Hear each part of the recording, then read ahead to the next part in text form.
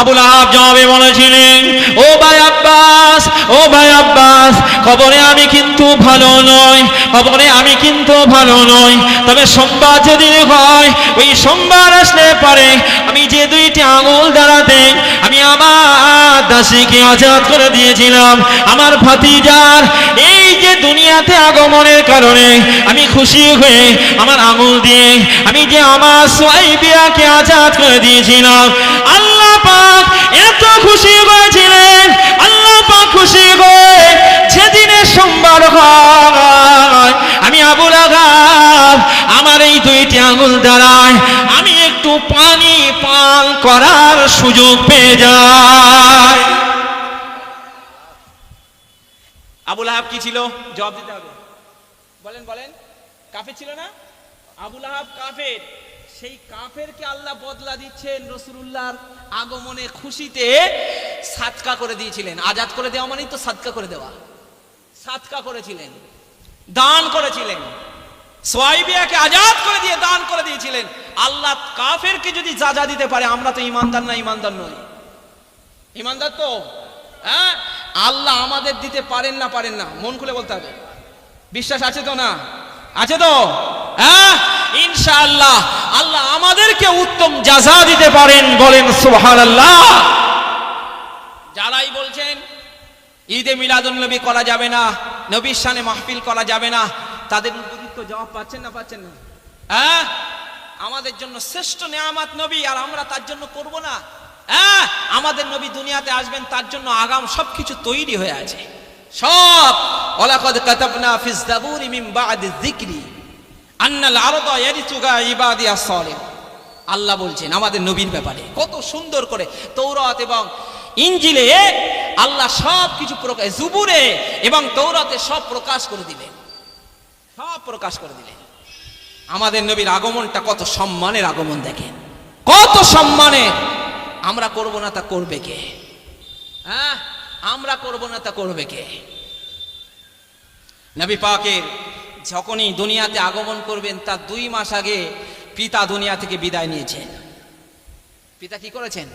বিদায় নিয়েছেন না 2 মাস আগে। আচ্ছা বলেন, একজন স্ত্রীর জন্য স্বামী মারা যাওয়ায় কষ্টকর না কষ্টকর নয়? হামেলা রয়েছেন, গর্ভবতী অবস্থাতে রয়েছেন, স্বামী চলে গেছেন, টেনশন আর প্রেশান আর প্রেশান, কি হবে কি হবে জানি না, কি হবে কি হবে জানি না। হ্যাঁ, যারাই বলছে তারাই রাসূলুল্লাহর আব্বা মাকে কাফের বলছে। যারাই বলছে সব করা যাবে না, তারাই বলছে রাসূলুল্লাহর আব্বা মাকে কাফের বলছে। ঈমান ছিল না নাকি? হ্যাঁ, আমেনা বলছেন, কত লোক আব্দুল্লাহর ইন্তেকালের পরে কত মানুষ জোর করেছে, আমেনাকে বলেছে আমেনা তুমি বিবাহ করে নাও। বললেন না, আমি করব না। আমার গর্ভে আমি স্বপ্নে দেখেছি কে যেন এসে বলে গেল, আমেনা আমেনা খবরদার, সাবধান থাকবে, আমেনা তোমার উদরে তোমার গর্ভে আখির জামানার নবীর আবির্ভাব ঘটে গেছে। আমি কখনো যেতে পারবো? আমার উদরটা পবিত্র উদর, যেটা পবিত্র হয় সেটা অপবিত্র হতে পারে? হ্যাঁ, আমাদের নবীর জন্য অপবিত্র হতে পারে না, কখনোই নয়। আমার নবী তো আলাদা। সাধারণ মানুষের জন্মদিবস পালন করা যায় না, কিন্তু নবীর ক্ষেত্রে আলাদা। নবীর ক্ষেত্রে কি আলাদা? খোদ নবীর ব্যাপারে, আগমনের ব্যাপারে আল্লাহ নিজে নিজে করছেন, আমরা করবো তো দোষ কোথায়? আমাদের নবী তো আলাদা, আমাদের নবী আলাদা। সাধারণ তোমরা যারাই নবীর বিয়েকে মৌলুদ শরীফ করা যাবে না বলছো, তোমাদের মতো তো নয়। কি করে আলাদা হলো? আমরা যখন মায়ের গর্ভে ছিলাম, বলেন আমরা মায়ের গর্ভে থাকলে মায়েরা কষ্ট পেয়েছে না পায়নি? মায়ের গর্ভ থাকাকালীন আমরা মায়ের পেটে কত না লাথি মেরেছি। মা এই ধুলায় কি বাড়িতে বিছানার উপরে গড়াগড়ি খেয়েছে, কত না কেঁদেছে, কত না কষ্ট। বলেন আমার গর্ভে যে সন্তান আছে আমি বিন্দু পরিমাণ অনুভব করতে পারতাম না, বিন্দু পরিমাণ বুঝতে পারতাম না। অন্যান্য মায়েদের গর্ভে যখন সন্তান আসে মায়েরা অনুভব করে, মায়েদের রেহেমটা একটু উঁচু হয়ে যায়, মায়েদের পেটটা একটু উঁচু হয়ে যায় না? যায় না? কথা বলে না? যাই তো। মায়েদের রেহেমটা, মায়েদের গর্ভটা আলাদা, একটু উঁচু হয়ে যায়, উঁচু হয়ে যায়। আমাদের নবী আলাদা। দেখেন আম্মা জান হযরতে আমেনা বর্ণনা করেন, আল্লাহ নবী যতদিন আমার গর্ভে ছিলেন, আমি আমেনা আমার গর্ভটা বিন্দু পরিমাণ উঁচু হয় নাই। ও বড় বাংলা মানুষেরা, আল্লাহ নবী মায়ের গর্ভে ছিলেন, মায়ের গর্ভে যতদিন ছিলেন, মায়ের গর্ভে থাকাকালীন মা জননীকে বিন্দু পরিমাণ কষ্ট দেন নাই। আম্মা জান হযরত আমিনা বর্ণনা করেন, আল্লাহ নবী যেদিনে দুনিয়াতে আসবেন, আল্লাহ নবী যেদিনে দুনিয়াতে আসবেন, আমাকে যেন কে বলে দিয়ে গেল, ও আমিনা সাবধান হয়ে যাও, আজকে রাতেতে তোমার গর্ভে থেকে সন্তান দুনিয়াতে ভূমিষ্ঠ হবে। আমি দেখতে পেলাম লম্বা লম্বা কয়েকজন মহিলা ছিলেন, ওই লম্বা মহিলাদের ভিতরে আমি লক্ষ্য করলাম হযরত ঈসা আলাইহিস সালামের আম্মা জান হযরত মারিয়াম আলাইহিস সালাম ছিলেন, হযরত মুসা আলাইহিস সালামের আম্মা জান হযরত আসিয়াকে লক্ষ্য করলেন। আম্মা জান হযরত আমিনা বর্ণনা করেন, আমার যেন একটা ভয় লেগে গেছে, আমার যেন একটা ভয় কাজ করছে, কি হয় না হয়, বেয়াদবি হয়ে যায় কি না যায়। আমি তো তার আগে থেকেই অনুভব করতে পারলাম কে যেন আমাকে বলে দিয়ে গেল, ও বিবি আমিনা তোমার গর্ভে যে সন্তান আছে দুনিয়াতে যখনই আসবে, দুনিয়াতে যখনই ভূমিষ্ঠ হবে, ও বিবি আমিনা খবরদার দুনিয়াতে তার নামটা মুহাম্মদ রেখো। এটা হযরত আমিনাকে বর্ণনাও করে দিয়ে গেছেন, স্বপ্নে বলে দিয়ে গেছেন, দাদুকেও স্বপ্ন দেখিয়ে দিয়ে গেছেন। আম্মা জান হযরত আমিনা বর্ণনা করেন, আমার কলিজার টুকরা আখিরি জামানার নবী যেদিনে দুনিয়াতে আসবেন, ওই দুনিয়াতে আসার ওই সময়টা সুবহ সাদিকের সময় ছিল, একটা যেন অন্ধকার ভাব ছিল। আম্মা জান আমিনা বর্ণনা করেন, আমি লক্ষ্য করলাম আল্লাহ নবী যখন দুনিয়াতে আসছেন, আমি আমিনা আমার হুজরা মোবারকটা, আমার কুঁড়ে ঘরটাতে কোনো রকমের আলো ছিল না, কোনো রকমের বাতি ছিল না। আমি আমিনা লক্ষ্য করলাম আমার ঘরেতে যেই না আল্লাহ নবী দুনিয়াতে আগমন করবেন, ওই সময়টা যেই না আগমন করেছেন, ওই সময়টা আমার কুঁড়ে ঘরটা আলোয় আলোকিত হয়ে গিয়েছে, আলোয় আলোকিত হয়ে গেছে, আলোয় আলোকিত। ওই যে নূর বেরিয়েছে। আম্মা জান হযরত আমিনা বর্ণনা করেন, আমি তাকিয়ে দেখলাম ওই নূরে যে জ্যোতি, ওই নূরের যে তাজাল্লি, ওই নূরের যে তাজাল্লি, ওই নূরের জ্যোতিতে সিরিয়ার ঘর বাড়িগুলি দেখা গিয়েছে,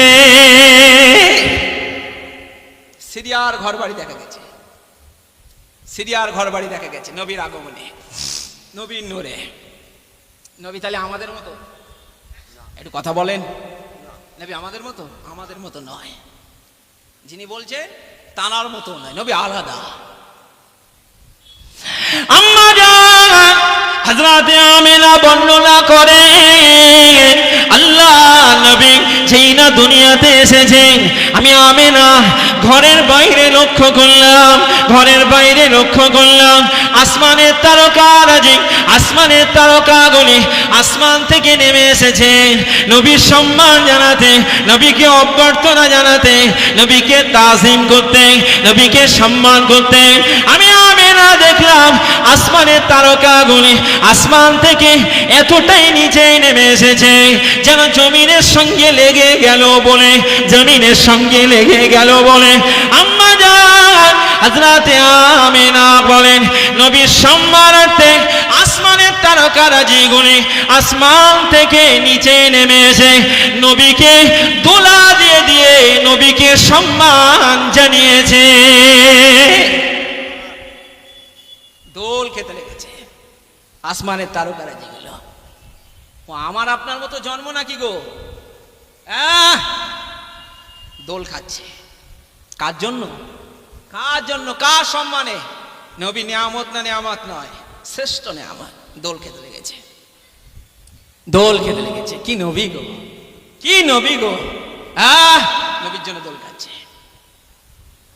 আম্মা জান হযরত আমিনা বলে,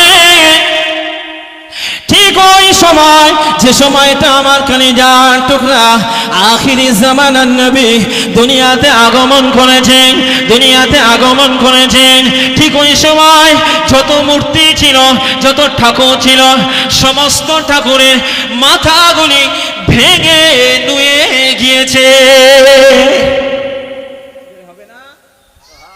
কাবার ভিতরে যে 360টি ছিল মূর্তি, ওই মূর্তির ঘাড়গুলো সব নিতে নেমে এসছে, নিতে নেমে এসছে।